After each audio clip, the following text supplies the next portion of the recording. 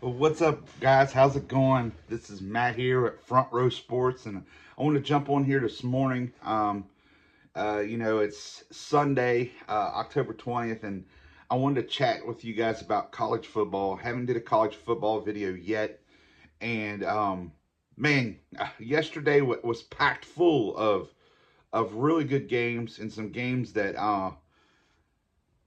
might have been surprising to some people, but who knows? But I want to get into the first big one that I want to chat about because my favorite team is the West Virginia Mountaineers, and the Mountaineers this year has just been. I don't even know really what to say.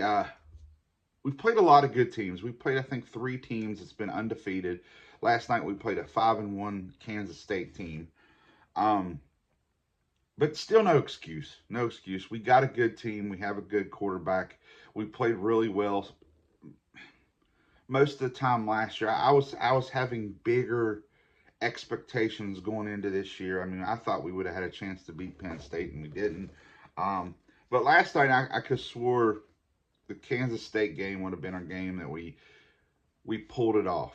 Um, but the problem with it is we didn't. 45-18. Uh, just got absolutely smashed. The first half was pretty decent. It was 17-10. We was driving down there at the end. It was fourth down. Garrett Green and them didn't punch it in right before the halftime. So we went in at halftime 17-10. And then when we come back out, it was like Kansas State was like, "Hey, we're going to put it on the Mountaineers and embarrass them." It was embarrassing to watch. And Neil Brown is on the hot seat. As you guys know, you've probably seen all kinds of stuff on it. Well, maybe not. I don't know. I've been seeing it because I follow a lot of West Virginia stuff. Uh, he's on the hot seat, and I think he should be. His comments last week was very, very. I didn't expect. I watch a lot of his interviews after the games and stuff. I didn't even watch the one last night because I was so annoyed. Um, I did hear that there was quite a few Mountaineer offensive players that ended up going out of the game, even the quarterback with concussion protocol. So uh, hopefully they get better quick. But his comments of, "Hey, even though we're not winning, at least you got tailgating, at least you're having fun." Uh, Man, don't come out us fans with that. I mean, going to a game anymore, especially if you're going with your family or your friend or whatever, is going to cost you a good bit of money. Ticketing isn't like it was when I lived in Morgantown back when I was young. I mean, when I lived close to Morgantown, I mean, you could go to a game for like, I think it was like $60. Now a ticket's like 250, I think. I haven't been in a long time, but don't give us that. I mean, and people with season tickets are pretty expensive. Oh, you're having fun. Yeah, we have fun tailgating, but we want to see our team win. I honestly think they should part ways at the end of the year with Neil Brown. I know his contract has him tied to the Mountaineers for another year or two. I think we should part ways. I think we should look at to bring back the Mountaineer football that I watched when Pat White was there and Geno Smith and Steve Slayton and all those big name players. You need a coach that has the pull nowadays to get good players to come to your team because now you got the money situation. I know West Virginia is not got the money like some of the bigger schools, but if you get a good coach in there, and one of the coaches I would love to, I've talked to numerous of my friends to come to the Mountaineers, and I just don't think he will, but it would be cool because he's actually from West Virginia, and I think it would be awesome for him to coach the Mountaineers for 4 or 5 years just to get back into coaching and is Nick Saban. I mean, that would be awesome. Say, and I know he probably is too expensive for West Virginia's football team, coaching wise, because I bet he's but if he would just come in there and do it for 3 or 4 years, build the program up, since he's a West Virginia native, then that would be amazing. But I know it's not going to happen. Just a dream of mine. But yeah, I really think the Mountaineers need to definitely part ways with Neil Brown. he's had his time to climb, and it hasn't worked. But all right, that's all I wanted to talk about with the West Virginia Mountaineers. We're gonna go up here. Um, a game that I knew was gonna happen. Um, again, because I just don't think they have the team to win it all. And I mean, there's been some of my friends, on Facebook saying, "Hey, you're wrong, you're wrong." But I'm telling you, Alabama, they have a good team, but they don't have the caliber team they had when they won national championship.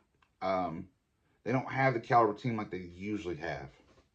And I had a feeling when I was watching the game yesterday, Tennessee and Alabama, that Tennessee, if they hung around too long, Tennessee was going to pull this off. And it happened. Tennessee ended up beating Alabama and knocking them down to 2 losses. So the question I have, a 2-loss Alabama team, I don't know what their schedule is left. 2-loss Alabama team. Uh, who do they play next? I mean, are they going to make it to the champ? Not the championship, but the playoffs? How does the playoffs work? So they got ranked number 19 Missouri. They got number 8 LSU. They got Mercer, Oklahoma, and Auburn. So they're going to beat. I don't know much about Missouri. I haven't watched them this year. I don't know about Missouri. Missouri sometimes is pretty decent. LSU is going to be a tough game. They could lose that one. I mean, so you got 2 games here with ranked opponents that they could lose another one. I got a feeling they're going to beat Mercer, of course. I got a feeling they're going to beat Oklahoma. I got a feeling they're going to beat Auburn. So if they lose another game or they don't lose another game, do they get into the playoffs? I don't know. I don't think so. I mean, let me look over here. Is this the so SEC standings right now? They are ranked. They're 8th in the SEC standings. Texas A&M's number 1. LSU's number 2. Georgia is number 3 now. Tennessee's number 4. So do they get into the playoffs? I don't think so. You guys let me know in the comments what you guys think. I just knew at the beginning of the year, after I watched them play those really close games, I just didn't think Alabama had the team to win the national championship this year. And I don't think they do. Oregon, 35-0 against Purdue. They're 7-0. Oregon's good. I'm telling you, Oregon is really good. BYU is 7-0. Why is BYU still ranked 13th, being 7-0? And all these other teams that's got a loss is above them. Are they? I don't know what their schedule is, so maybe they're playing not as good teams. BYU 7-0. Oh, here's another one. I thought Texas was the team. I did. I thought they were the team. Did not expect. This is one game I didn't expect. Georgia hammering Texas 30-15. What happened? I mean, Texas. I had you guys winning it all. I thought Texas was so good. I thought they were going to be in a national championship. I thought they could win it all. They still probably can, but I just cannot believe Georgia hammered them 30-15. And I watched parts of the game, and Georgia on all phases of the ball was good.